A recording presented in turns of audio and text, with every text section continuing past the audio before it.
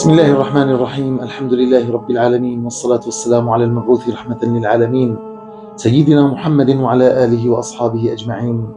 يقول الله تبارك وتعالى: وقضى ربك ألا تعبدوا إلا إياه وبالوالدين إحسانا إما يبلغن عندك الكبر أحدهما أو كلاهما فلا تقل لهما أف ولا تنهرهما وقل لهما قولا كريما واخفض لهما جناح الذل من الرحمة وقل رب ارحمهما كما ربياني صغيرا. أيها الأحبة، صعد النبي صلى الله عليه وسلم المنبر فقال: آمين آمين آمين. فلما نزل سئل عن ذلك فقال: أتاني جبريل فقال: رغم أنف امرئ أدرك رمضان فلم يغفر له، قل آمين. فقلت آمين. ورغم أنف امرئ ذكرت عنده فلم يصلي عليك، قل آمين. فقلت آمين. ورغم أنف رجل أدرك والديه أو أحدهما فلم يغفر له، قل آمين. فقلت آمين. أيها الصائمون، إحسان الوالدين عظيم وفضلهما سابق، وتأملوا حال الصغر وتذكروا ضعف الطفولة. حملتك أمك في أحشائها 9 أشهر وهنا على وهن، وحملتك كرها ووضعتك كرها، ولا يزيدها نموك إلا ثقلا وضعفا، وعند الوضع رأت آلاما عضالا، ولكن لما رأتك إلى جنبها سرعان ما نسيت آلامها وعلقت فيك جميع آمالها.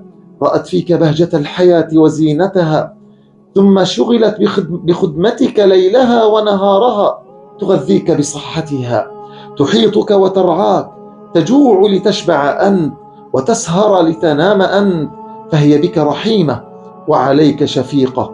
إذا غابت عنك دعوتها، وإذا أعرضت عنك ناجيتها، وإذا أصابك مكروه استغثت بها. تحسب كل الخير عندها وتظن أن الشر لا يصل إليك إذا ضمتك إلى صدرها أو لحظتك بعينها. هذه هي الأم الحنون، هذه هي الجوهرة المصون. أما أبوك وما أدراك ما أبوك، يكد ويسعى ويدفع عنك صنوف الأذى، ينتقل في الأسفار، يجوب الفيافي والقفار، ويتحمل الأخطار بحثا عن لقمة العيش، ويرعاك وينفق عليك ويصلحك ويربيك. إذا دخلت عليه هش، وإذا أقبلت إليه بش، وإذا خرج تعلقت به، وإذا حضر احتضنت حجره وصدره. هذان هما والداك، وذلك في طفولك وصباك. فلماذا التنكر للجميل؟ ولماذا لا تسلك أقوم السبيل؟ وعلام الفظاظة؟ ولما الغلظة والغضاضة؟ وكأنك أنت المنعم المفضل.